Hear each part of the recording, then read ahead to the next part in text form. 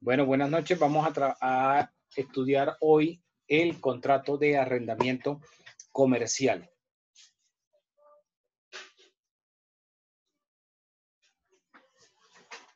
El contrato de arrendamiento comercial.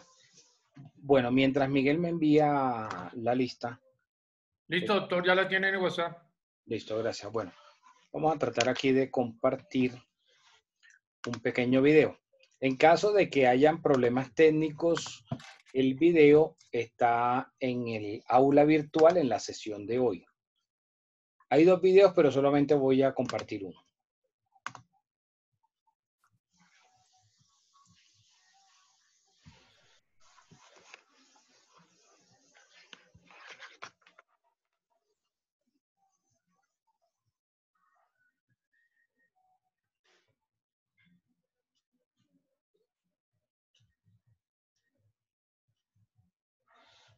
Gracias, Miguel.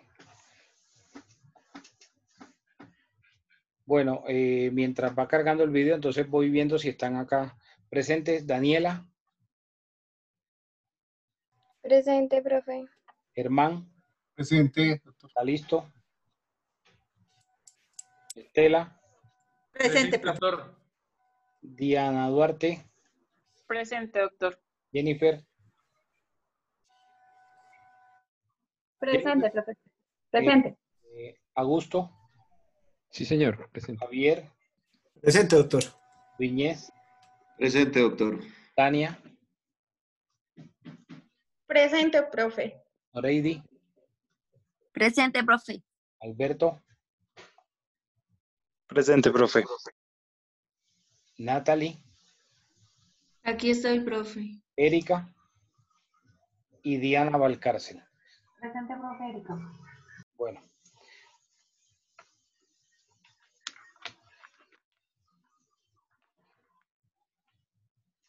Está como lento.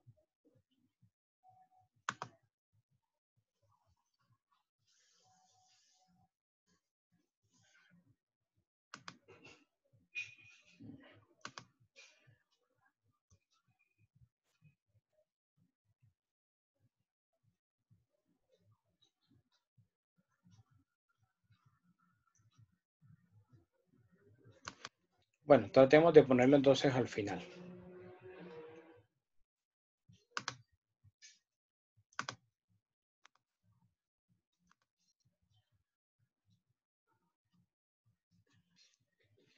¿Tienen de pronto algunas diapositivas que quieran compartir? Sí, doctor, Tania ya las comparten. ¿Nos puede facilitar para compartirlo, por favor? Ya.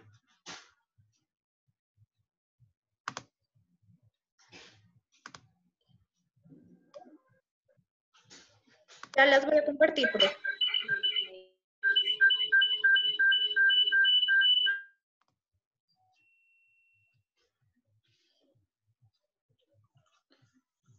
Listo. Bueno, ¿quién quiere empezar? ¿Las están viendo? No, no las estamos viendo todavía.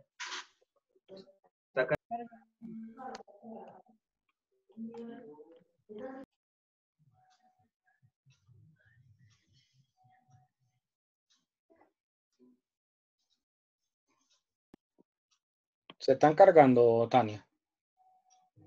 Ahí dice que ya están compartidas.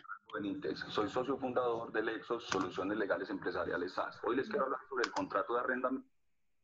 Están compartiendo. Ahí dice que están compartiendo. No sé. María. Están cargando todavía. Si quieres, Tania, para ver si se vuelven a cargar, déjales de compartir y vuelve y comparte.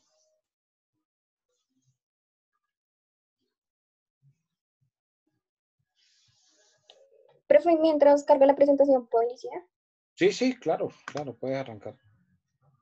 Bueno, entonces, buenas noches para todos.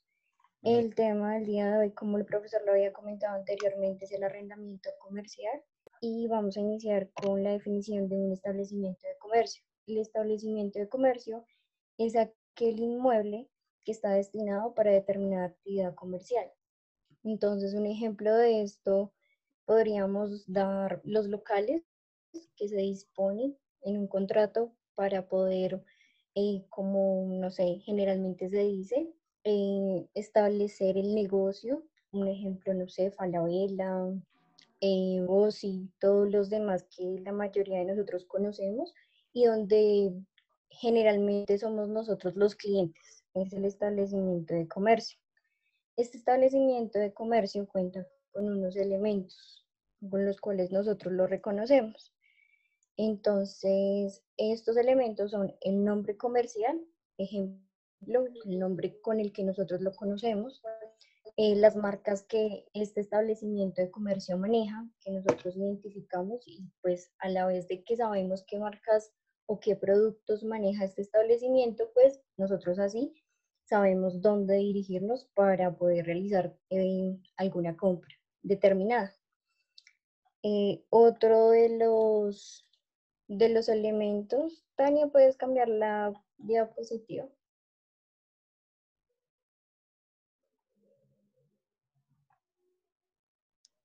Ya la cambié.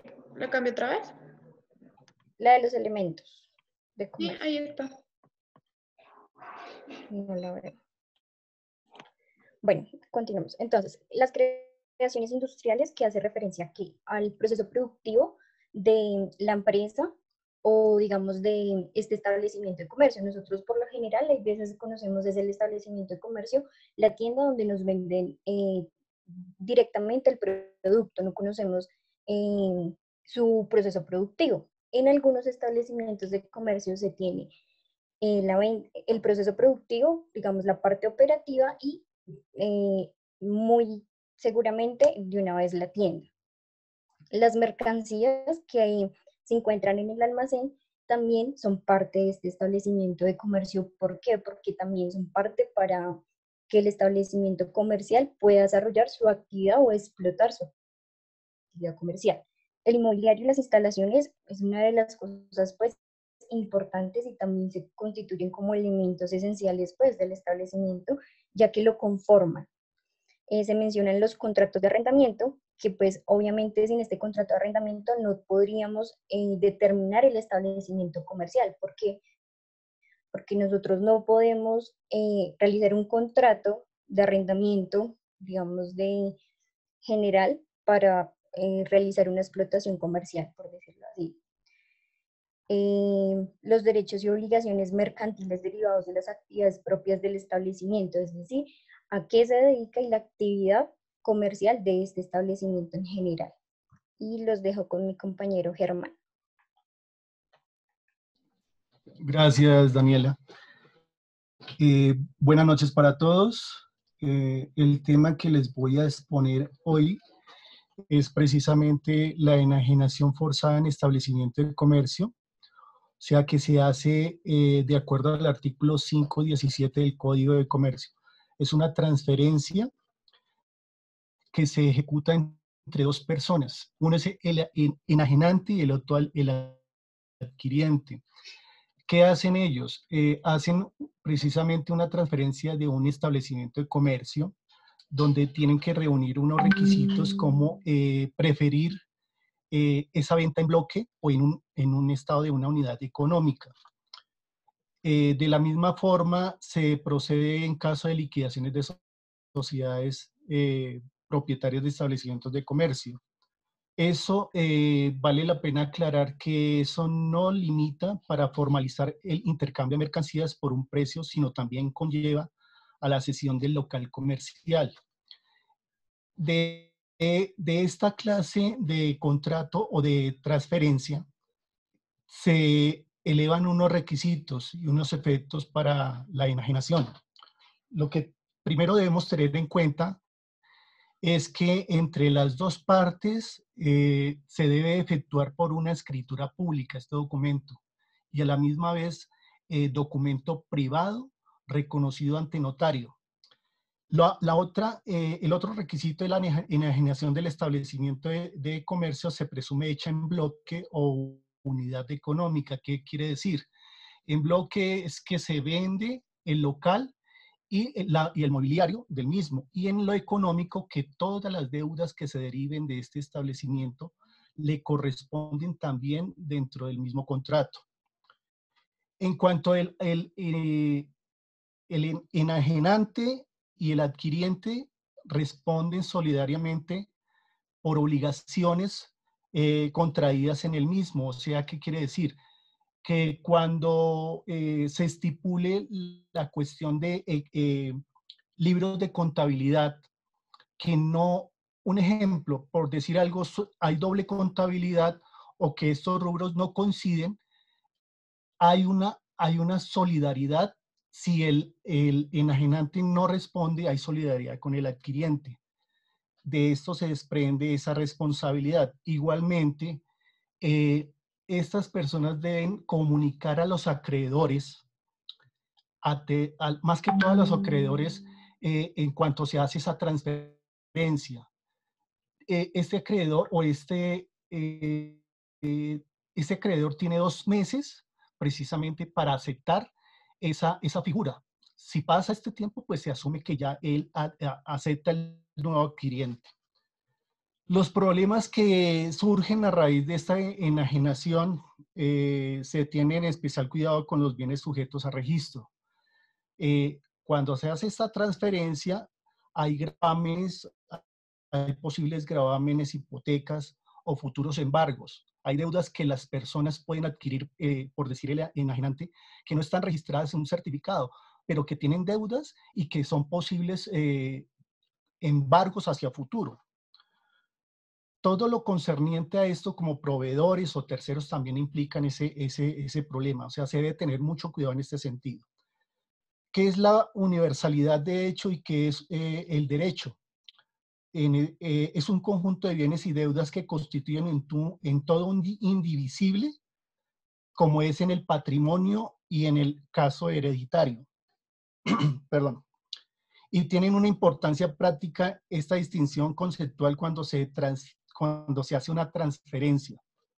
La otra causal, o sea, un problema que también se puede tener en cuenta es que se debe pactar una cierta responsabilidad por las obligaciones existentes al momento de la enajenación. Y en la enajenación se debe tener también cuidado frente a los terceros, como les decía, que son acreedores, deudores y públicos en general. La otra es cuando hablamos de bienes y derechos, creo que es el anterior, Tania, por favor. Cuando hablamos de bienes y derechos, es un error señalar que el establecimiento está compuesto exclusivamente por mercancías, mobiliario e instalaciones.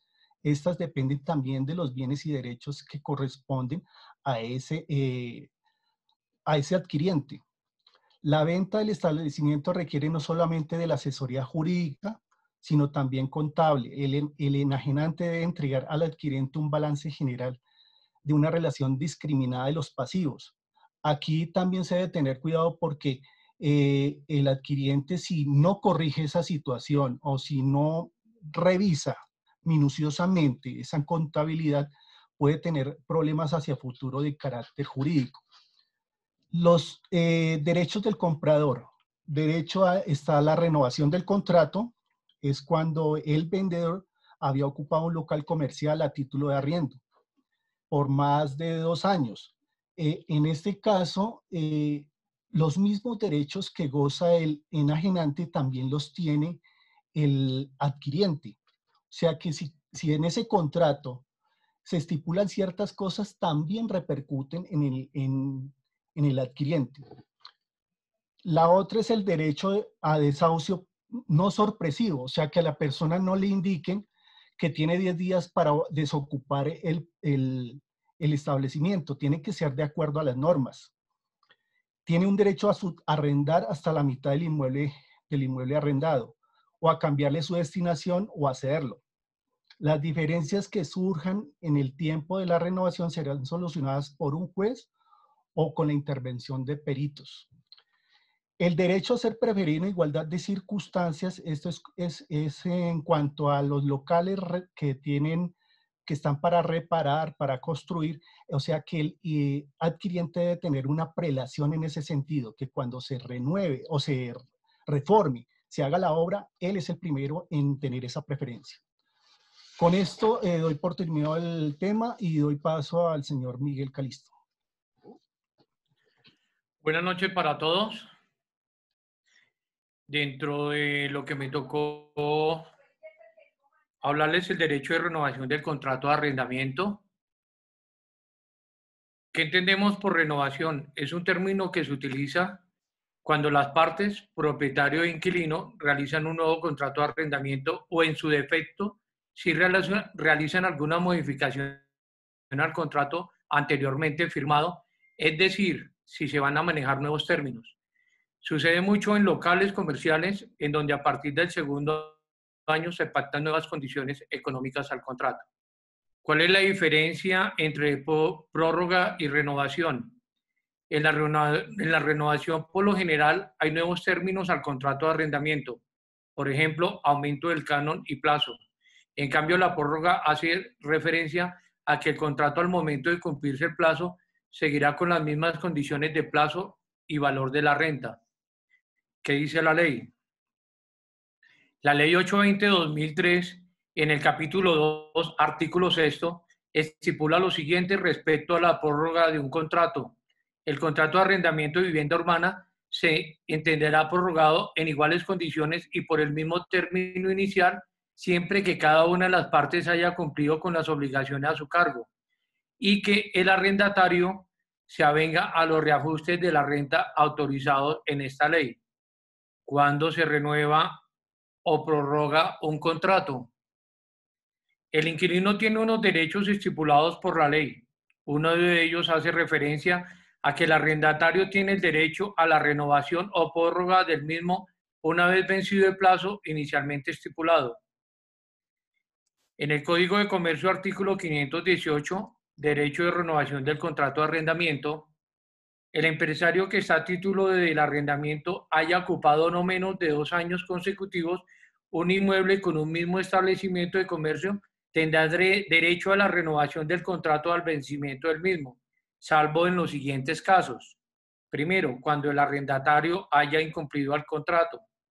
Segundo, cuando el propietario necesite los inmuebles para su propia habilitación para un establecimiento suyo destinado a una empresa sustancialmente distinta a la que tuviera el arrendatario,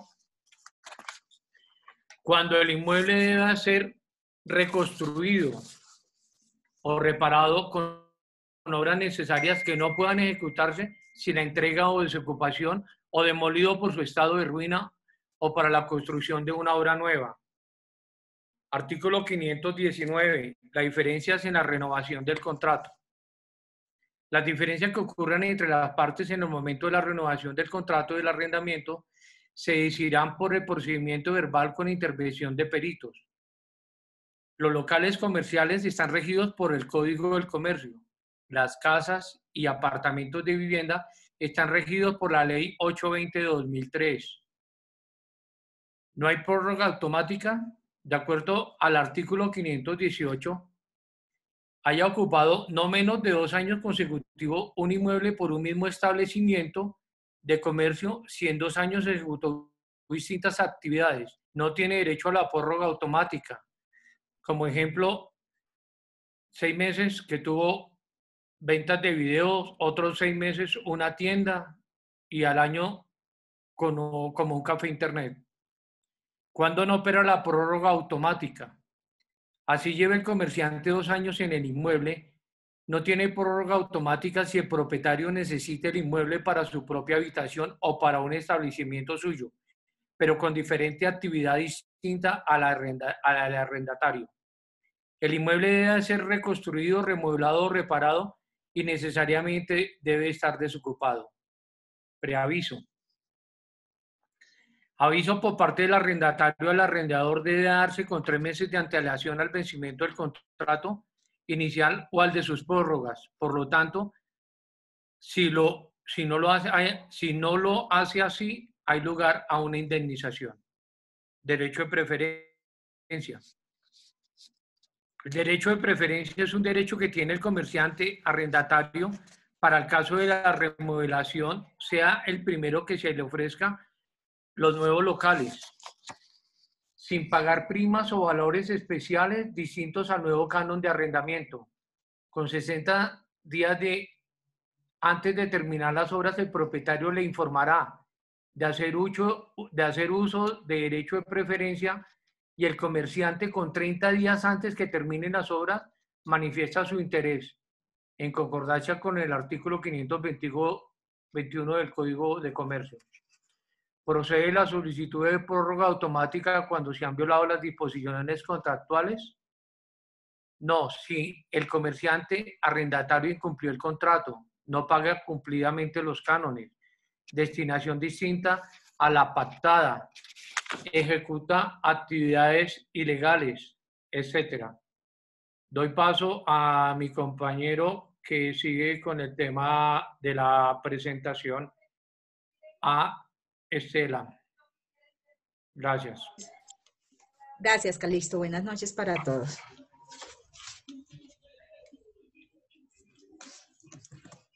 Bueno, voy a hablar algo sobre el artículo 519, la renovación del contrato de arrendamiento de local comercial.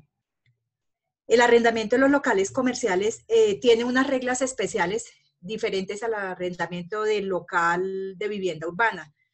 Generalmente las reglas que asisten al arrendamiento de locales comerciales siempre van a proteger al comerciante o al arrendatario, porque pues hay que tener en cuenta que el comerciante invierte grandes recursos en sus negocios y pues la idea es que el inmueble pues esté acreditado. Cuando la obligación de renovar el contrato en ciertas circunstancias que ocurran en ese momento. Por regla general, la renovación de los contratos de cualquier tipo, incluido el de arrendamiento, depende de la voluntad de las partes. Pero en el caso del arrendamiento de los locales comerciales, la ley impone su renovación en determinadas circunstancias que contempla el artículo 518 del Código del Comercio. La diferencia que hay entre la renovación y la renovación es que en este caso, con la renovación del contrato, se cambian las condiciones. Si existe la prórroga en el contrato, se manejan las mismas condiciones, lo único que se hace es extender el tiempo por el tiempo que ya se había efectuado el contrato inicialmente. Le doy paso a mi compañero siguiente. Gracias. Bueno, buenas noches. A mí me correspondió el tema del desahucio en el contrato de arrendamiento.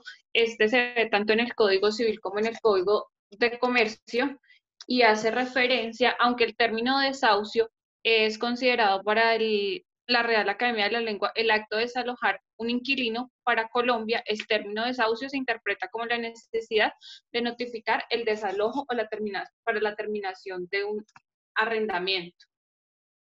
El artículo 2009 nos habla que cuando el contrato no tenga una fecha determinada, es decir, no haya un plazo pactado exactamente un mes o un año, se deberá hacer de acuerdo a la periodicidad de pago. Para los inmuebles de vivienda urbana se debe hacer con 3 meses de anticipación y se paga una indemnización de 3 meses de arrendamiento. Para el inmueble local comercial, el plazo es 6 meses de anticipación y se debe hacer respetando el inciso 2 y 3 del artículo 518 del Código de Comercio, el cual nos habla de que si el propietario llega a necesitar el inmueble para su propia habitación o establecimiento de comercio destinado a un nicho diferente de mercado, pues se debe devolver previa notificación 6 meses, igual cuando deberá ser reconstruido o reparado para obras nuevas, igual lo que decía Calix, en dado caso de que se vuelva ya después de renovado, pues el arrendatario tendrá el derecho de preferencia. Le doy paso a mi compañero siguiente.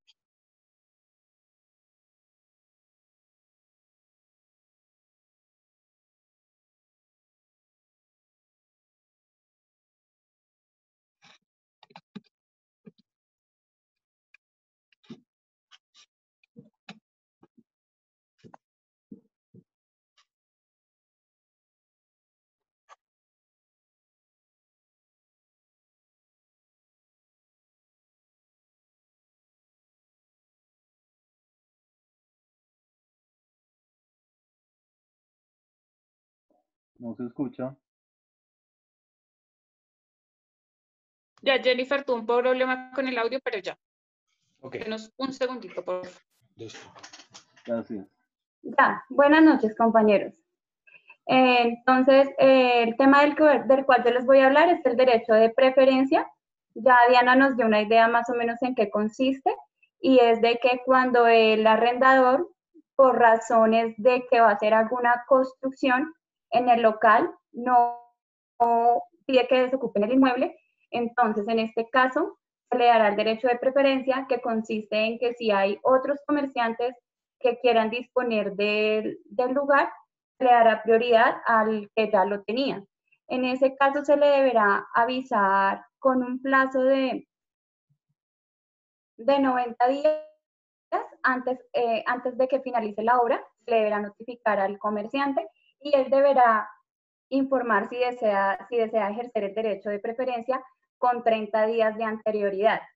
En este caso, si por alguna razón, por ejemplo, el inmueble constaba de 3 locales y tenían 3 comerciantes, y al hacer las modificaciones se redujo el número de locales, por ejemplo, a 2, en ese caso se le dará la preferencia al que tuviera más antigüedad con su establecimiento comercial. Cabe aclarar que el derecho de preferencia es completamente gratis y el arrendador no tendrá por qué cobrarle ninguna suma de dinero al arrendatario. Continúa mi compañero Augusto con el siguiente tema. Gracias.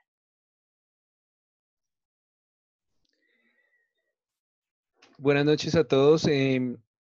A mí me correspondió el tema de indemnización al arrendatario.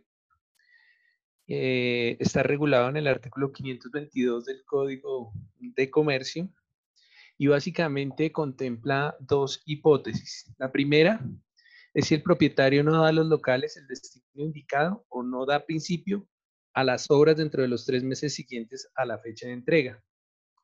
La segunda es en esos mismos casos, si en esos mismos casos arrienda los locales o los utiliza para establecimientos de comercio en que se desarrollen actividades similares a las que tenía el arrendatario. El inciso segundo nos habla entonces de los perjuicios que se deberán incluir en la indemnización al arrendatario. Entonces nos habla que además del lucro cesante sufrido por el comerciante, se deben indemnizar o se deben estimar en el monto de los perjuicios los gastos de la nueva instalación, las indemnizaciones de los trabajadores despedidos con ocasión de la clausura o el traslado del establecimiento, el valor de las mejoras necesarias y útiles que hubiere hecho en los locales entregados. Y finalmente nos habla de una garantía para el pago de la indemnización, y es que el inmueble quedará afecto a ese pago y que esa demanda deberá ser inscrita como se previene para las que versan sobre el dominio de inmuebles, es decir, ante la oficina de registro de instrumentos públicos del lugar en donde se encontrará el local comercial. Básicamente ese es el tema que me correspondió. Le doy paso entonces a mi compañero Javier, quien les va a seguir comentando acerca del tema siguiente. Buenas noches. A mí me correspondió los artículos 523 y 524 del Código de Comercio. El 523 nos habla del subarriendo y cesión de contrato de arrendamiento. Este artículo nos habla de que el arrendatario no podrá, sin la autorización expresa o tácita del arrendador, subarrendar totalmente los locales o inmuebles, ni darles en forma que lesione los derechos del arrendador una destinación distinta a la prevista en el contrato. También que el arrendatario no podrá subarrendar hasta la mitad los inmuebles con la misma limitación. La cesión del contrato será válida cuando la autorice el arrendador o sea consecuencia de la enajenación del respectivo establecimiento de comercio. Y en el artículo 524 hablamos de las obligaciones del asegurado. La primera es declarar sinceramente todas las circunstancias que solicite el asegurador para identificar la cosa asegurada y apreciar la extensión de los riesgos. Informar a requerimiento del asegurador sobre la existencia de otros seguros que amparen el mismo objeto. Pagar la prima en la forma y época pactadas. Emplear el cuidado y celo de un diligente padre de familia para prevenir el siniestro. No agravar el riesgo y dar noticia al asegurador sobre las circunstancias que lleguen a su conocimiento y que reúnan las características señaladas en el artículo 526. La sexta es, en caso de siniestro, tomar todas las providencias necesarias para salvar la cosa asegurada o para conservar sus restos. La séptima nos habla de notificar al asegurador tan pronto sea posible, una vez tomado conocimiento de la ocurrencia de cualquier hecho que pueda constituir o constituya un siniestro. Y la octava y última es acreditar la ocurrencia del siniestro denunciado y declarar fielmente y sin resistencia sus circunstancias y consecuencias.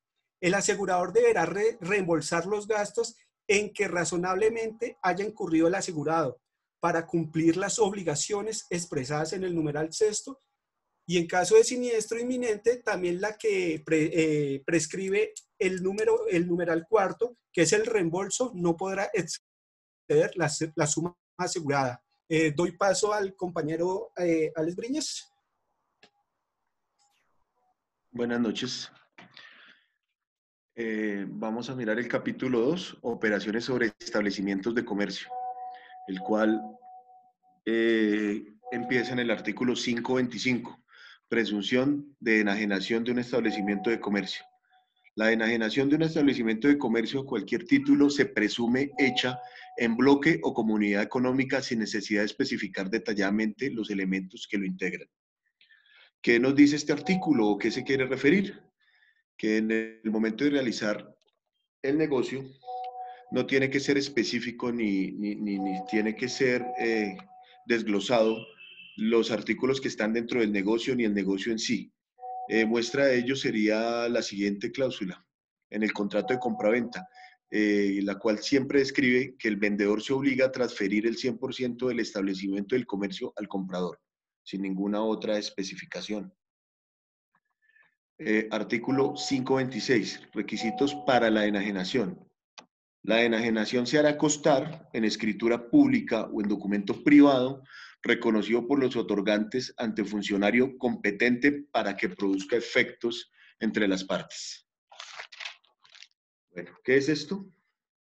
Que para que tenga validez, el contrato de compraventa de establecimiento de comercio requiere que se realice por medio de una escritura pública o a través de un documento privado, y este tiene que ser reconocido por ambas partes, por ambos extremos, los negociantes, y tiene que ser inscrito en notaría para que cumpla con todos los plenos efectos dicho contrato.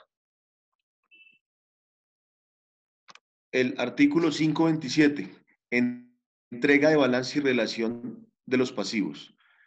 Nos dice, el enajenante deberá entregar al adquiriente un balance general acompañado de una relación discriminada del pasivo certificado por un contador público. Nos dice, la venta del establecimiento comercial, en este artículo nos afirma que no solo requiere de asesoría jurídica, o sea, no por el lado jurídico, sino también una asesoría contable, en razón a que el artículo 527 del Código de Comercio establece como obligación del vendedor entregar al comprador, obviamente, todos los balances, todos los papeles en general, junto con una relación discernida del pasivo certificados por un contador público. Bueno, muchas gracias. Sigue mi compañero, gracias.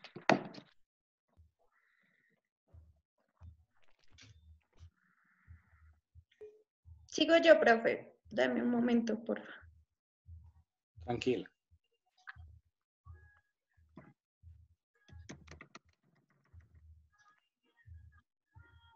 Mm. Se me bloqueó.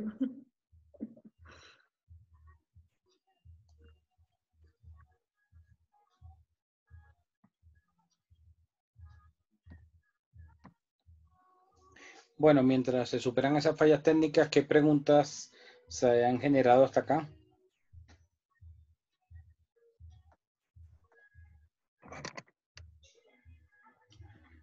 Doctor, o sea que el propietario del bien inmueble en cualquier momento, si desea usar ese bien mueble para residencia, lo puede hacer las solicitudes de salir del bien y ya.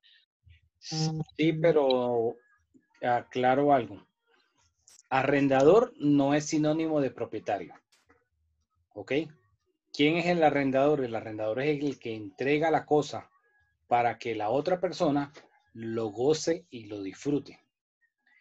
Entonces, el arrendador es el que entrega la cosa y el arrendatario es el que paga por ese goce y disfrute de la cosa. Bueno, tratándose en este caso de un inmueble, pues por el local. ¿Ok? Entonces, el arrendador va a solicitar por las causales que están en el 518. Solo por alguna de esas tres causales. No puede invocar ninguna otra más, siempre y cuando el arrendatario lleve más de 2 años. Lleve más de 2 años, ¿sí? Ajá. Profe, no puedo compartir pantalla, pero pues me corresponde el artículo 528.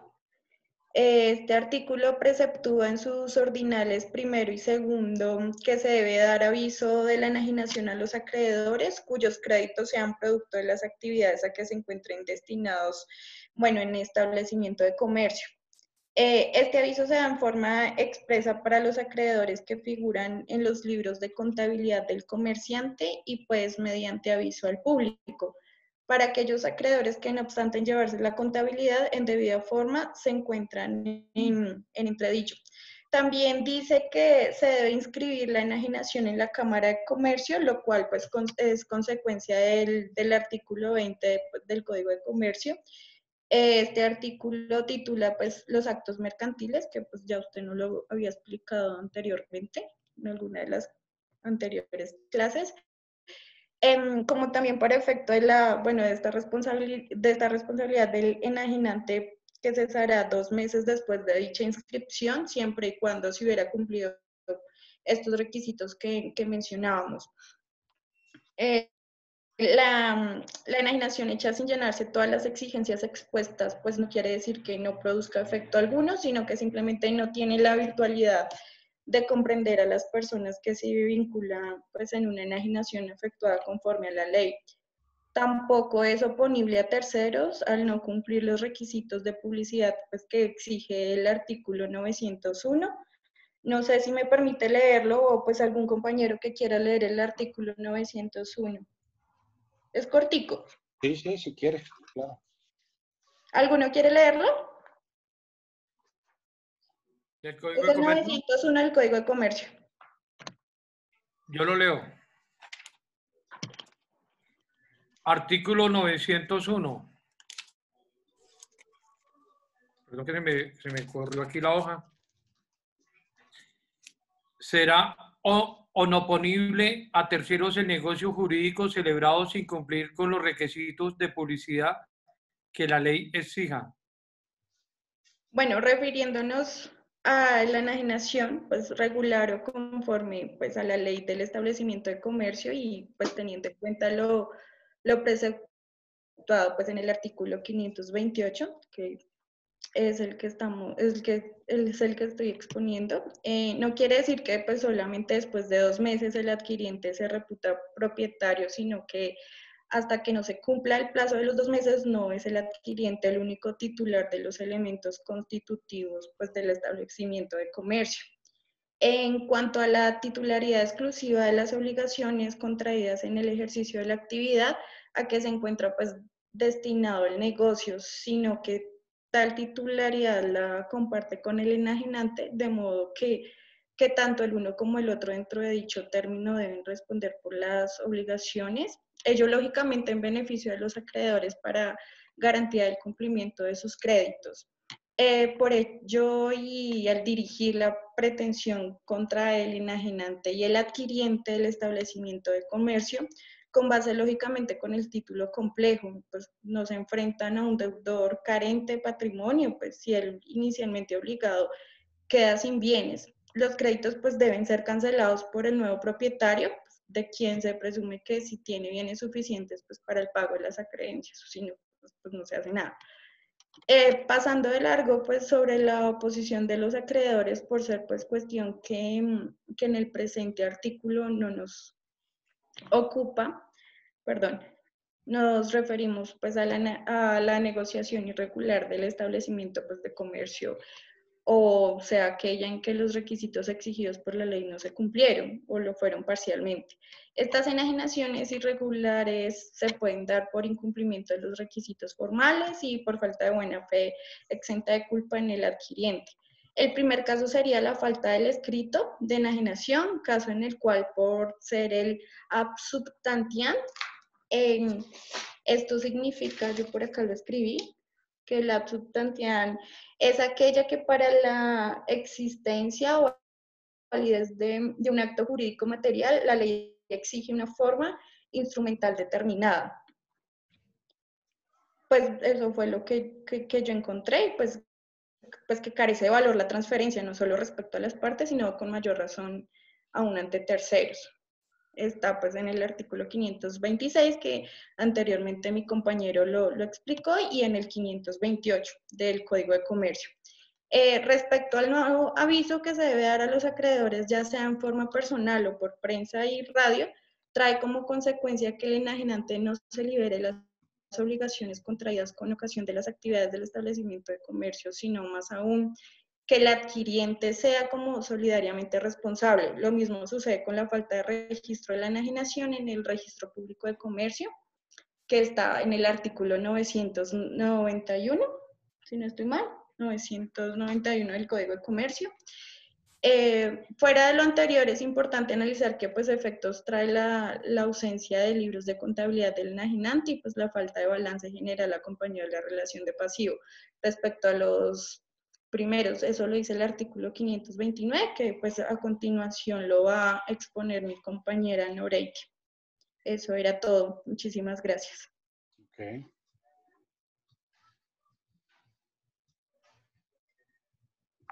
Hola, hola, ya. Sí. Buenas noches. Me corresponde responsabilidad por obligaciones que no constan en los libros.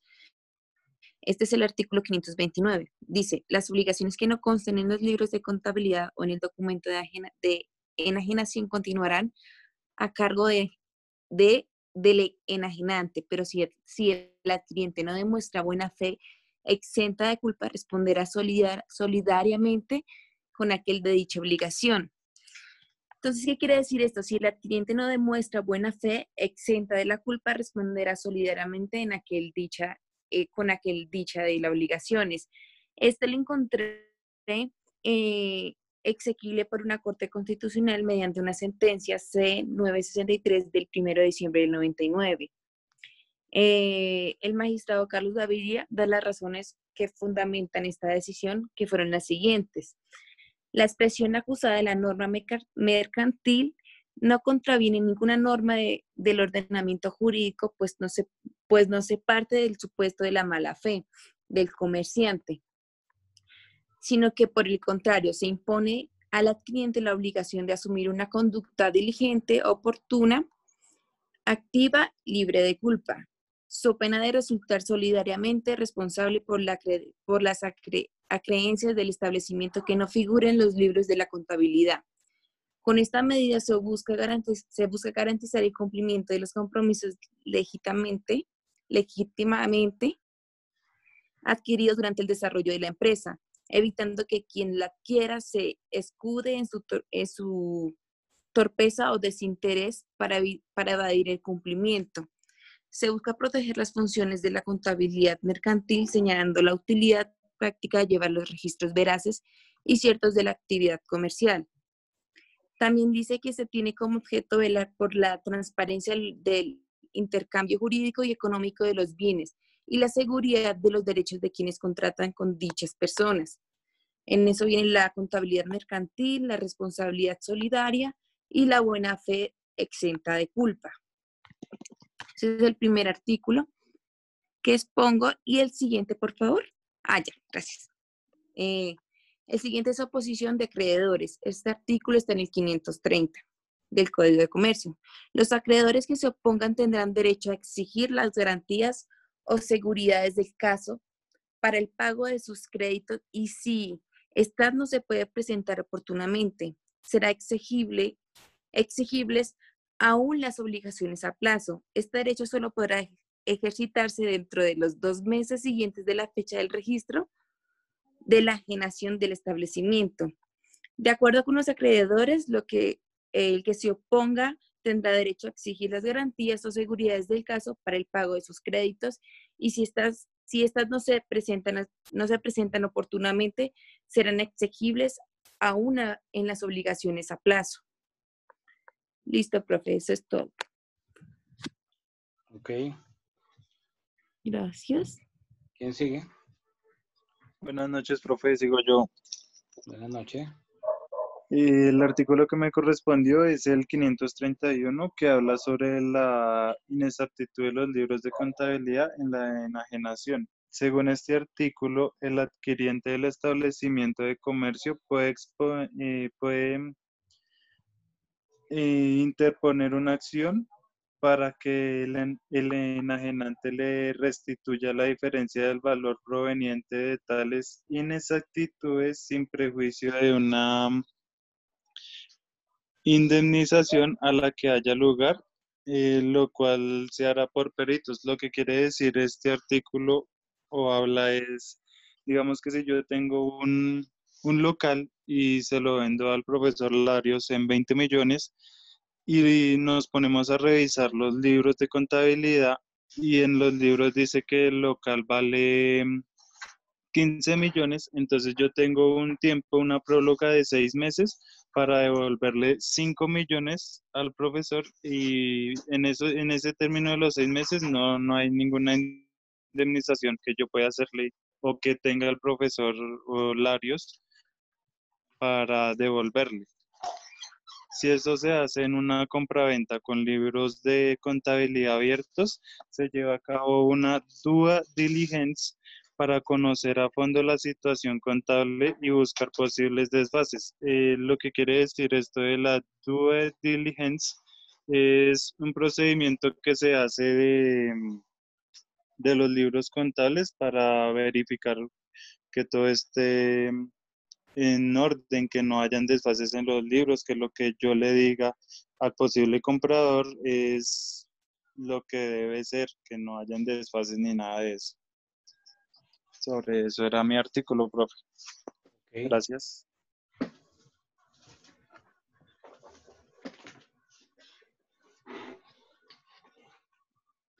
¿Ya terminaron o falta algo? Sí, profe, sí. Si quiere le leo el artículo. Ok. Para tener más exactitud. Dice, regáleme un segundo. Entonces, Código de Comercio, artículo 531, inexactitud de libros de contabilidad en la enajenación.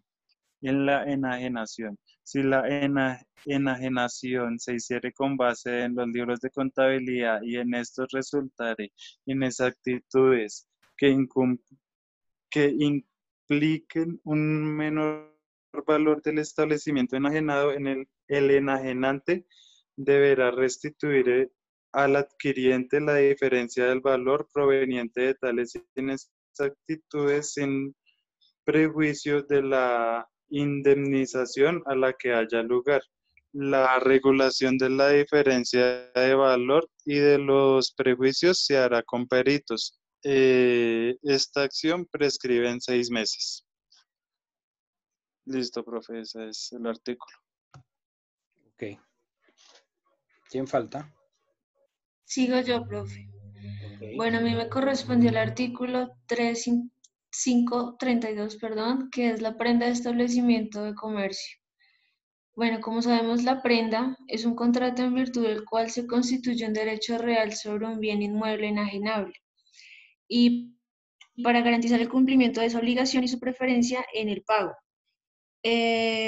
Bueno, la prenda igualmente puede verse como un contrato o como un derecho real. Como lo explica el artículo 532,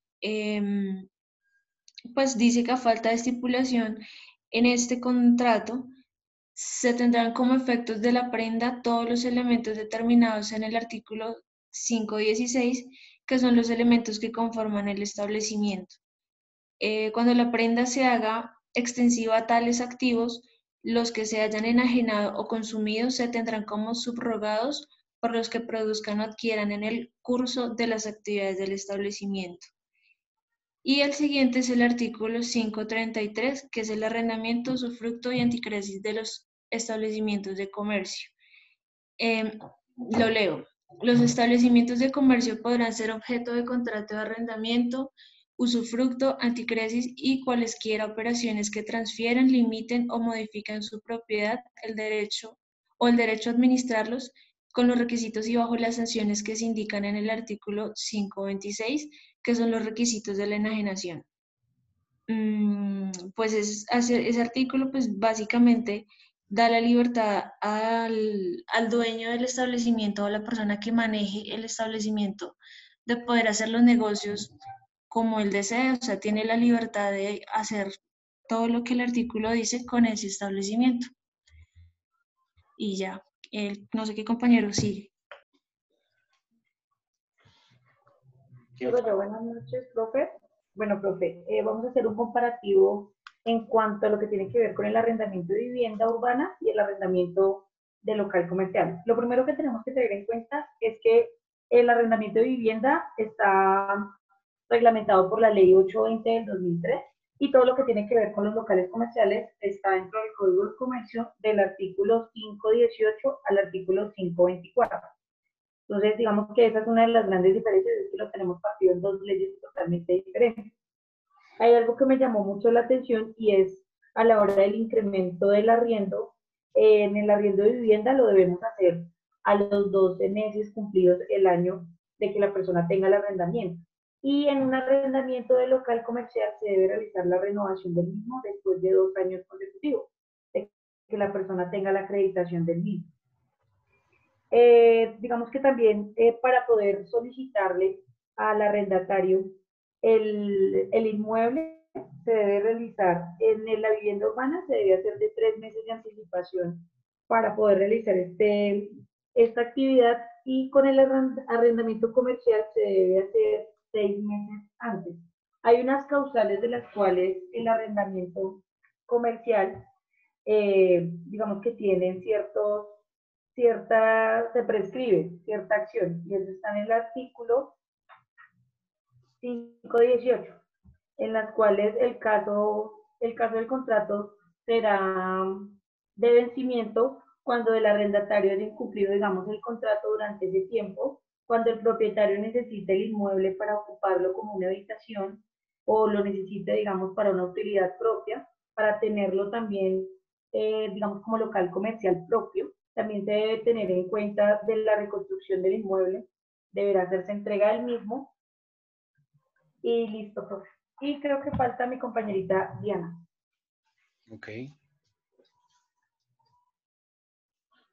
¿Diana qué va al cárcel? Buenas noches, profe. Sí, señor, profe. Ok. A mí me tocó arrendamiento de Uber en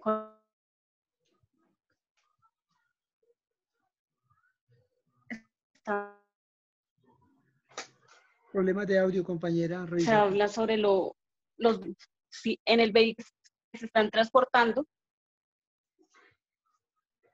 ¿Aló? ¿Me escucha, profe? Sí, sí, ahí te estamos escuchando. Ah, ok, listo, profe. Dice que... Espérate, profe, espérate. Dice que el contrato de arrendamiento por cada vehículo que los usuarios hacen, que los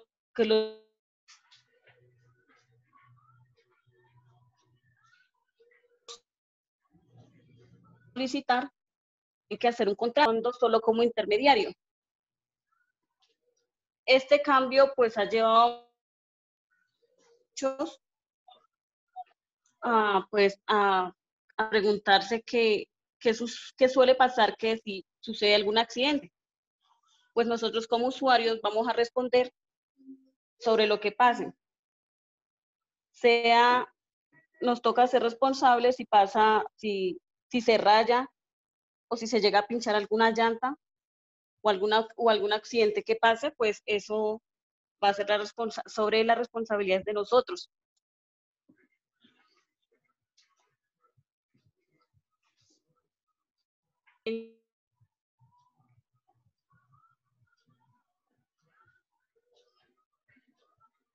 Algún niño dentro de nosotros como lleva también un ejemplo sería que se debe usar la grúa para llevar a un taller del usuario, el costo debe ser pagado. Esto, profe. Ok. Listo. ¿Ya ahí terminaron o falta alguien? No, ya no va más, profesor. Ok. Listo. Bueno. Entonces yo voy a hacer unas preguntas a ver si quedó claro el tema y pues aprovechar entonces para aclarar las dudas. Bueno, a ver, Tania. ¿Está por ahí, Tania? Tania, ¿qué es eso del desahucio? Pues el desahucio significa dar aviso, notificar de la intención de no continuar con el contrato. Ok, exacto. Entonces, ¿quién da el desahucio? El desahucio lo da el arrendador. O sea, el arrendador es el que le va a decir al arrendatario que no va a haber continuación del contrato. Al momento de que le da esa notificación, ese desahucio, debe invocar algunas de las tres causales que están. ¿Ok? Alguna de esas tres causales. No puede invocar una causal diferente. Ahora, ¿quién me da un ejemplo de cuál podría ser un incumplimiento del contrato? Comercial, profe, yo. Sí, de este que estamos hablando. Doctor, qué pena, hago una pregunta, discúlpeme. Dime. ¿Los compañeros nos pueden facilitar ese material donde quedará recepcionado o alguna cosa para repasar posteriormente? Muchas gracias. Sí, claro, ya lo enviamos al grupo. Si quieren lo compartimos al grupo de ¿les parece? Muchísimas gracias, muy amable compañero Germán y todos, muchas gracias. Vale. Gracias. Profe, lo que usted nos está pidiendo puede ser cuando de pronto el arrendatario necesite el inmueble para realizar algún tipo de reconstrucción o reparación que sea necesaria. Un ejemplo de incumplimiento. Por incumplimiento del pago. Exacto. La mora en el pago. O sea, digamos Por una destinación diferente a la que lo solicitó. Digamos que si tiene que pagar dentro de los 5 primeros días de cada mes y no paga dentro de esa fecha. ¿Cierto? Esa sería una causal de incumplimiento del contrato. Dime, José Humberto. No, doctor Labio, le iba a decir precisamente lo que usted está diciendo. O sea, el desahucio es la notificación anticipada de que se está incumpliendo con lo pactado en el contrato. Por ejemplo, lo que usted decía, se paga los primeros 5 días del mes y me paga el 6. Esa es una causal para dar por terminado el contrato. Yo hago una pregunta. ¿Alguno sabe qué es la purga de la mora? ¿Sí lo han escuchado?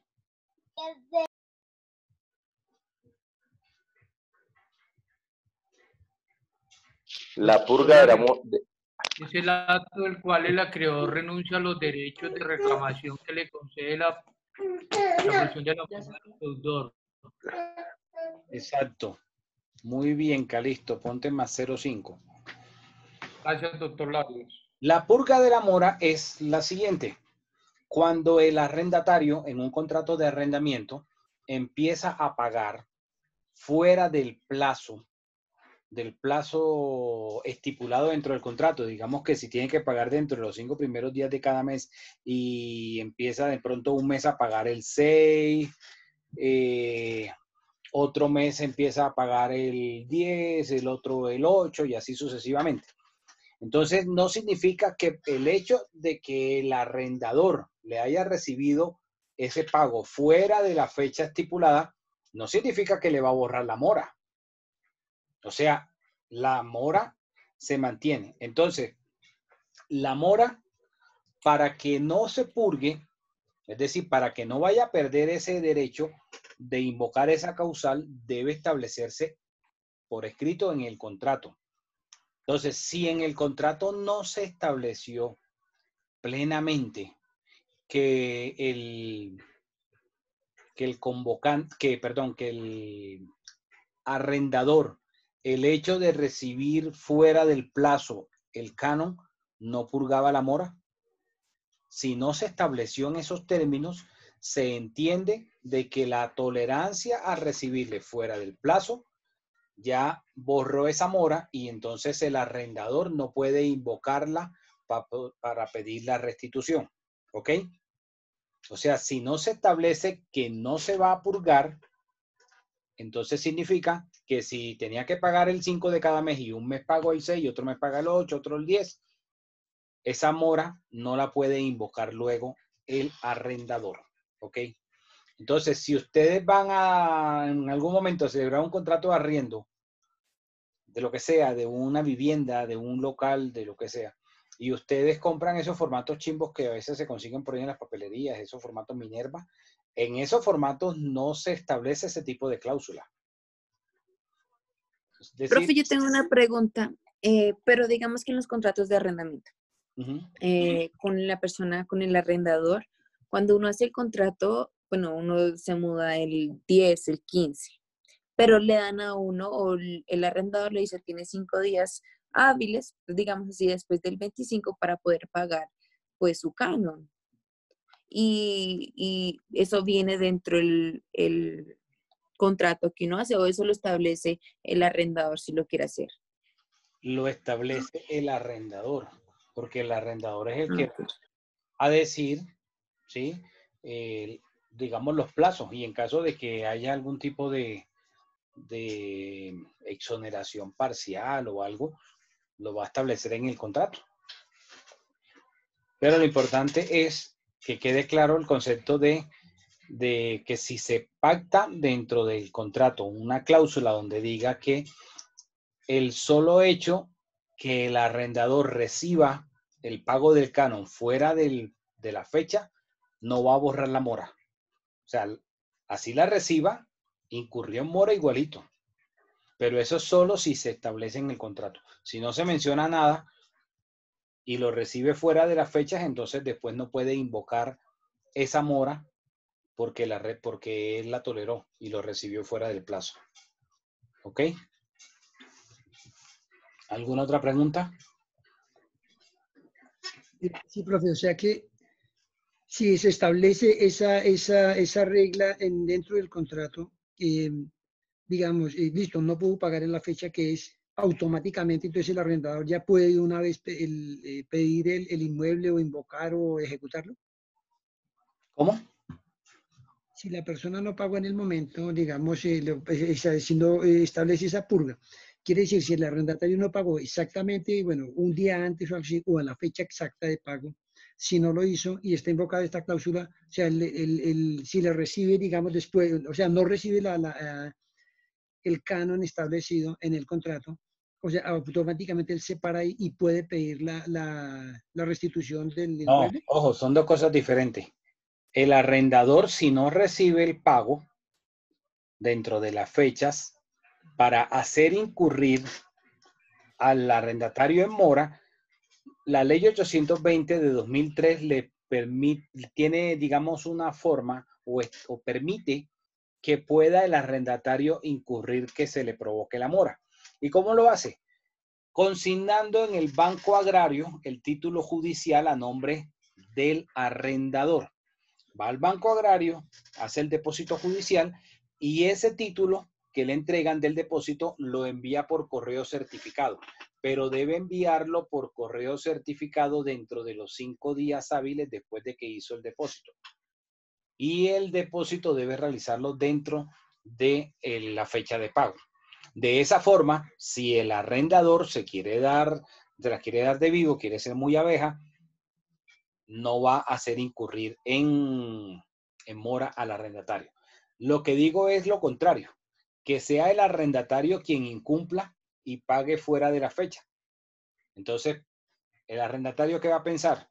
Ah, como el arrendador, yo le tengo que pagar del 1 al 5, pero si yo le pago el 20, me recibe la plata. Si yo le pago el 15, me recibe la plata.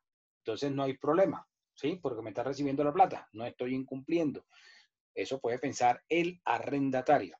Pero si se establece una cláusula donde diga ese tipo de situaciones, que el hecho de que le reciba el pago fuera de la fecha no se va a tener como que no sea una mora, esa es la parte que yo estoy diciendo. Aquí habla de, o sea, va a depender aquí de la voluntad, ¿sí? De cuál va a ser la voluntad de incumplir o no del arrendatario. ¿Alguna otra pregunta? Sí, doctor, yo tengo una pregunta. ¿Cómo se liquidan los intereses de la mora? La mora como tal no genera intereses, a menos que se haya establecido en el contrato, pero por sí sola no. Bueno, digamos que se establezca en el contrato donde mira uno, donde busca uno Si como se esa remuneración. si se establece en el contrato que van a haber unos intereses, deben estipularse la forma. No se pueden, digamos, sobrepasar los límites de usura que tiene la ley. Normalmente el último viernes de cada mes, o sea, el día de hoy, por ejemplo, debió reunirse la Junta Directiva del Banco de la República. Y ellos determinan si para el mes siguiente cambian las tasas de interés, si aumentan o si las disminuyen o si las dejan estables como están.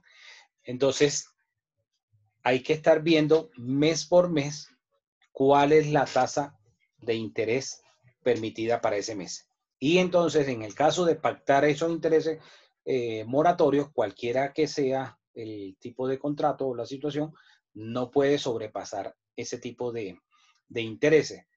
Ahora, para los intereses moratorios hay una regla. El Banco de la República fija la tasa de interés corriente. Esa tasa de interés corriente la publica la Superintendencia Financiera. Entonces, la regla es que la mora, el interés moratorio, va a ser 1,5 veces la tasa del interés corriente. Matemáticamente, ¿cómo se saca la cuenta? Supongamos que el interés corriente sea el 2.4. Entonces, el interés moratorio sería ese 2.4 más la mitad. O sea, 2.4, la mitad es 1.2, sería 2.4 más 1.2 serían 3.6. Ese sería el tope máximo para determinar el interés moratorio. Cualquiera que sea la operación dentro de un contrato donde se vaya a cobrar intereses moratorios. No solamente para el arriendo, para cualquier tipo de contrato. Por ejemplo, cuando los bancos le prestan dinero a uno, el contrato de mutuo y ese tipo de cosas. Vale, doctor, muchas gracias. Bueno, ¿alguna otra pregunta? Sí, profesor, yo tengo una pregunta. ¿Cuánto tiempo tiene el comerciante arrendatario para avisarle al arrendador que va a vender el establecimiento de comercio? El arrendatario depende de lo que hayan pactado en el contrato. Los 6 meses aplica en el evento de que sea el arrendador quien va a dar por terminado el contrato, invocando alguna de las 3 causales del 518, siempre y cuando ese arrendatario tenga más de 2 años. Pero si el arrendatario lleva 1 año y el arrendatario dentro del contrato no se mencionó cuánto era el preaviso, le puede decir 1 mes antes, el arrendatario. Bueno, gracias. ¿Alguna otra pregunta? Bueno, yo tengo otra pregunta. Si no la saben, pues yo doy la respuesta. En los contratos de arrendamiento se debe dar,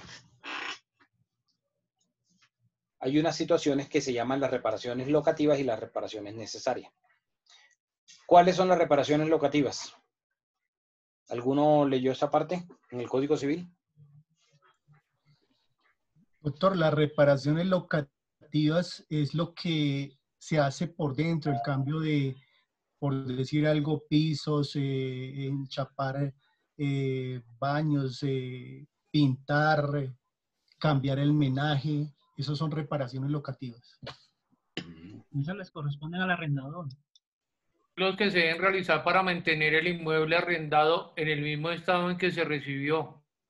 No, Sí. de hecho, había algo en el artículo que decía que cuando el inmueble debe, o sea, debe hacerse en alguna de esas renovaciones, digo, alguna de esos arreglos, no se puede renovar el contrato porque deben arreglarlo específicamente. Se debe, o sea, se debe desalojar y el arrendador debe arreglar nuevamente el apartamento para que lo pueda dar en buenas condiciones. A ver, la idea es que aclarar algo. Una cosa son las reparaciones locativas y otra cosa es las necesarias. ¿Cuáles son las locativas?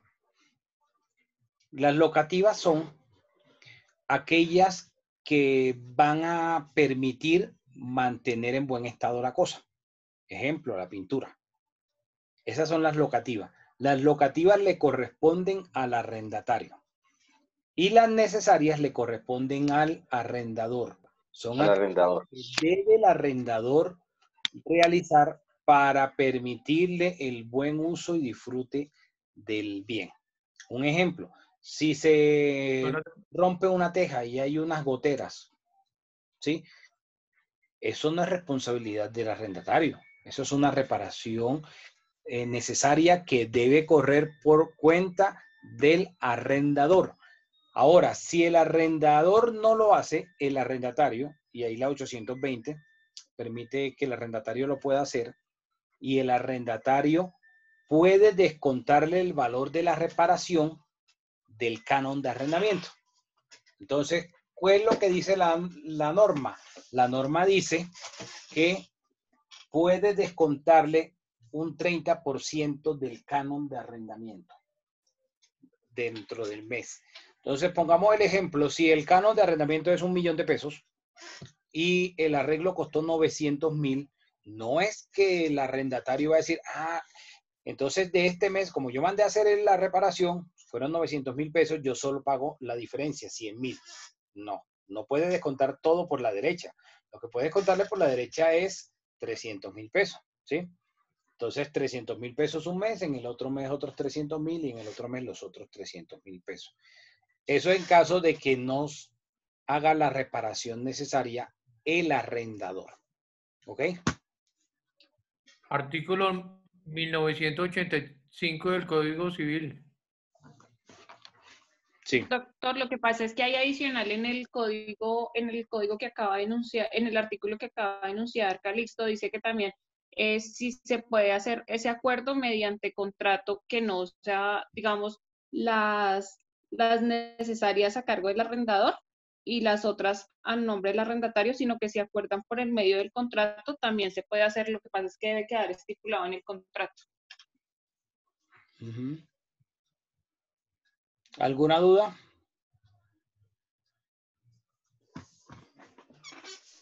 Profe. Dime. A ver, una inquietud, digamos, bueno, salta aquí en mi mente, en el caso de digamos, un local que está habilitado para cierto fin y necesita hacer unas adecuaciones para otro tipo de negocio, el arrendador que hace, bueno, si tiene, por ejemplo, una peluquería, pero van a montar, ¿qué digo yo? Un restaurante. Necesita eso, digamos, pues hacer una renovación, se llama renovación o, cambio, o nueva construcción dentro de ese local, una adecuación sería más bien para otro tipo de negocio. Entiendo, eso lo asume el arrendatario. Si un local está necesito adecuarlo, hacerle una barra, construir un muro para hacer una... Claro, ese tipo de adecuaciones las asume el arrendatario. Eso queda también, lógicamente, estipulado en el contrato. Sí. Correrá por cuenta de él y... Listo, profe, gracias. Y la otra es que, por ejemplo, al final, si el arrendatario al momento de restituir el inmueble, tiene que entregarlo tal cual como lo recibió. O sea, tendría que quitarle todo eso que le colocó para devolverlo como lo recibió. No es que tiene que obligar al arrendador a que acepte esas modificaciones, las deje así y se las cobre.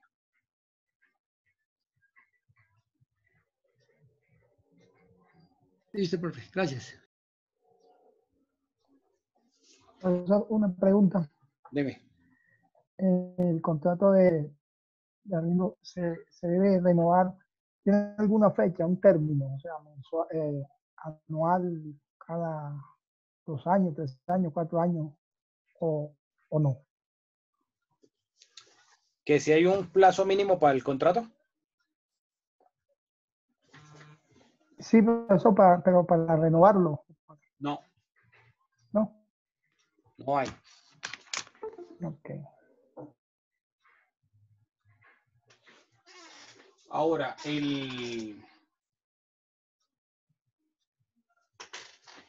para que tengan presente algo ya para terminar. En el contrato de arrendamiento de vivienda urbana, en la 820 dice que el arrendador no puede cobrar en el canon más del 1% del avalúo. No dice cuál avalúo, si comercial o catastral no dice, pero máximo el 1% en el de vivienda urbana.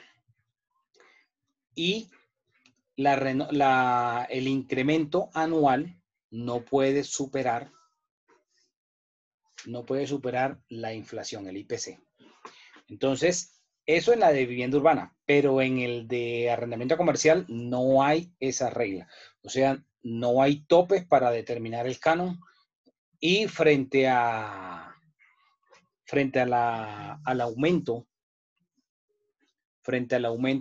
del reajuste que se le haga el contrato anual, tampoco hay límites. O sea, las partes perfectamente pueden establecer que el arriendo se va a reajustar anualmente y que, por ejemplo, pueden establecer que será la inflación o el IPC más 10% adicional o 20% adicional. Y es perfectamente válido, ¿sí? No hay ningún tipo de restricciones frente a la remuneración, al incremento en esos cánones para los locales comerciales. ¿Alguna pregunta? Doctor Lario, una pregunta. Dime. De lo que yo estuve leyendo, vi un tema sobre los contratos de alquilar vientres acá en Colombia. Sí, pero digamos que el Código Civil, ahí es muy poco lo que regula esa parte. Recuerda que el Código Civil tiene más de 140 años, como 130 y pico años. Por ahí hay un proyecto de reforma del Código Civil, pero la verdad lo dudo que pase esa reforma ahorita. Ok, doctor. ¿Alguna otra pregunta? Creo que por ahí estaba Sandra Carolina levantando la mano. Doctor, es que pues me surge una pregunta. Cuando el arrendador exige que uno le deje 200.000 pesos por daños de la vivienda urbana, Bueno, eso es otra cosa. Gracias por preguntar. Ya te haciendo la pregunta, te voy a responder rapidito. La ley 820-2003 prohíbe dejar depósitos por parte de los arrendatarios.